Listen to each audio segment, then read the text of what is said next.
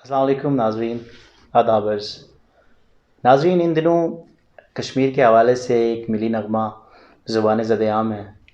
اس حوالے سے مختلف موقف ہیں، کچھ اس کی حمایت کر رہے ہیں، کچھ اس کی مخالفت کر رہے ہیں۔ میں چاہوں گا کہ آپ کو آؤٹ آف دی باکس کچھ ایسی چیزوں کے اوپر آپ کی توجہ مبذول کروائی جائے کہ جو ان ملی نغمے کے حوالے سے جو آپ کی رائے سے ذرا مختلف، ذرا ہٹ کے ہو، اور اس کے حوالے سے جو اس کا نشر ہونا یا نہ ہونا، اس کا فیصلہ آپ خود کر پائیں۔ سب سے پہلے تو یہ بات ہے کہ کسی بھی تحریک کے لیے ڈرامے، فلمیں، ملی نغمے، لٹریچر جس میں ناولز، اس میں کتابیں، کالمز لکھے جانے ہیں، اس میں مختلف طرح کی جو ایکٹیویٹیز، سیمینارز یا اور جو کچھ آپ کر سکتے ہیں وہ کیا جانا لازم ملزوم ہوتا ہے۔ لیکن سب سے پہلی جو شرط ہے وہ یہ ہے کہ تحریک اپنا موقف جاندار اور واضح رکھے۔ جہاں تک ہماری تحریک آزادی کشمیر کا تعلق ہے، تو اگر سچی بات کی جائے تو پہلے دن سے ہی ہمارا موقف اس حوالے سے واضح نہیں ہے۔ موقف سے میری مراد یہ ہے کہ ہم نے اس رستے کا تعین نہیں کیا کہ جس کے اوپر چل کر ہم نے منزل کو حاصل کرنا ہے۔ اس کی مثال میں آپ کو یوں دینا چاہوں گا کہ بہت پیچھے نہیں جاتے، ارلی 90s کی اگر بات کریں تو ارلی 90s میں تحریک آزادی کشمیر کا بڑا مختلف ماحول تھا۔ اس حوالے سے جو وقت کی ضرورت تھی، جو کچھ حکومت اس زمانے میں کر سکتی تھی، اس موقف کو اپنے نوجوانوں تک، اپنے عوام تک منتقل کرنے کے حوالے سے وہ ان کے پاس ایک میڈیم پی ٹی وی کی صورت میں موجود تھا۔ اس کے استعمال سے انہوں نے ایک ڈرامہ نشر کروایا جو کہ رؤف خالد صاحب نے لکھا، اللہ انہیں غریق رحمت کرے۔ بڑا ہی شاندار ڈرامہ تھا جسے انگار بادی کے نام سے جانا جاتا ہے۔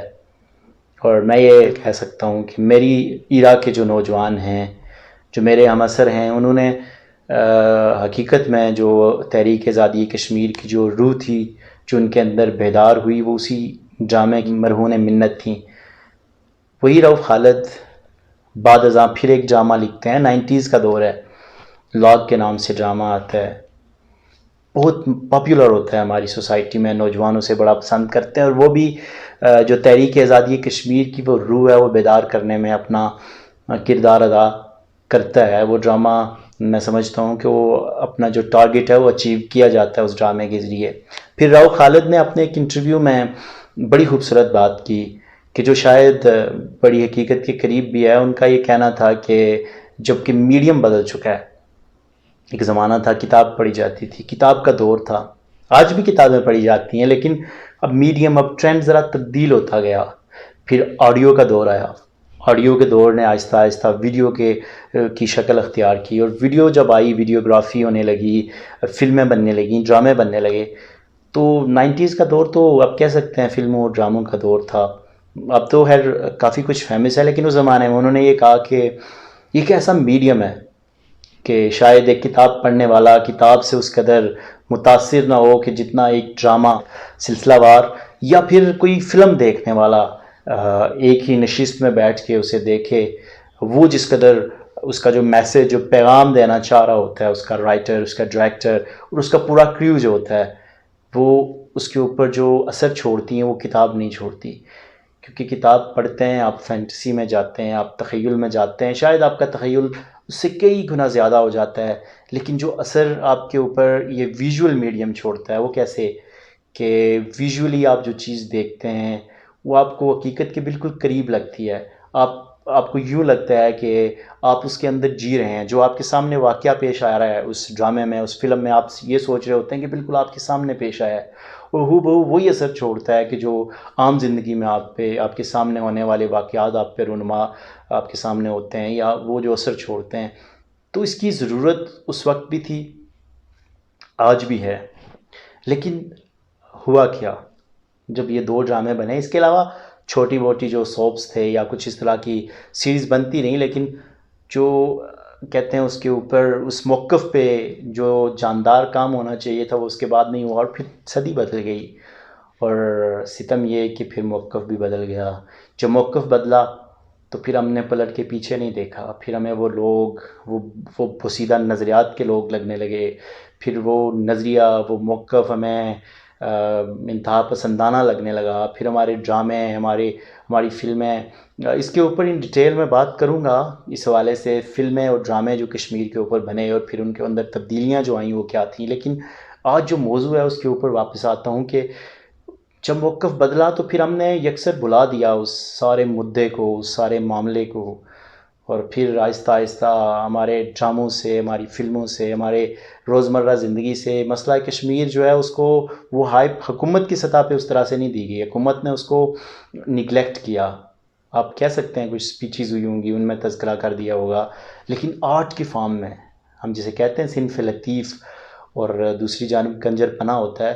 تو جب اتنے عرصے بعد آپ جب اس آنکھیں موڑ لیتے ہیں، آپ اپنا اسے پسے پش ڈال دیتے ہیں اس موقف کو، اور پھر جا کے آپ وہی ایک بات کرنا شروع کریں بڑی دیر کے بعد، جب بھول بلا چکے ہوں سارے اس بات کو، تو پھر وہ صنف لطیف نہیں، پھر شاید کنجر پنا لگتا ہے. اسی لیے اسے ہیش ٹیگ کنجر بھی کہا جاتا ہے کہ جو یہ بھی جا چھوڑ جا میری وادی کے نام سے ہمارے سامنے ایک ٹیبلو کہہ لیں، یا اسے آپ ایک ملی نغمہ کہہ لیں، یا کوئی بھی جو قوم کے اندر اس کو صلاحیت کرنے کے لیے کی ایک کوشش ہے. موقف جو ہے اس کے اوپر میں بات ضرور کروں گا کہ اگر یہ اس کو لانچ کیا گیا ہے تو پھر بات یہ ہے کہ ایک موقف جو ہے اس کو آنا چاہیے سامنے، چونکہ پہلے آیا بدلا اور ہر بار بدلا. ہمارا ہر 2 سال بعد یا ہر سال بعد ہمارا موقف بدل جاتا ہے.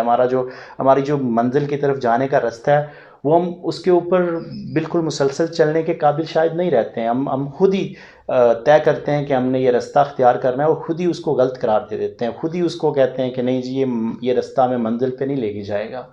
ہمیں سنجیدگی سے غور کرنا ہوگا کہ ہم نے کون سے رستے کو اختیار کر کے اپنی منزل کی جانب جانا ہے، اور جب اس رستے کا انتخاب کرنا ہے تو اس کے بعد پھر منزل کی جانب بڑھنے کے لیے اس رستے کو جب تک منزل پر نہیں پہنچتے تب تک اسی کو اپنانا ہے.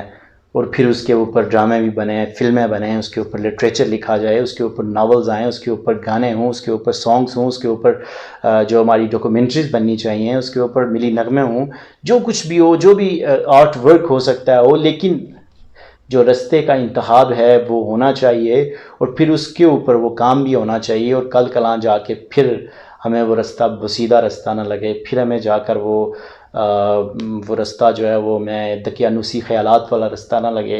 اگر پھر ایسا ہوا جب ہم ایک رستے کے اوپر اپنی پوری قوم کو موٹیویٹ کر کے لاتے ہیں، اپنی یوتھ کو، اپنے نوجوانوں کو ایک ڈگر کے اوپر چلنے کے لیے تیار کرتے ہیں، اور پھر جا کے بیچ چوراہے میں چھوڑ دیتے ہیں، تو پھر یہ ایک زیادتی بھی ہوتی ہے. اور پھر جب برسوں بعد اس طرح کی کوئی کاوش کی جائے جسے شاید آرٹ کہنا چاہیے، تو وہ آرٹ نہیں بلکہ کنجر پنا لگتی ہے.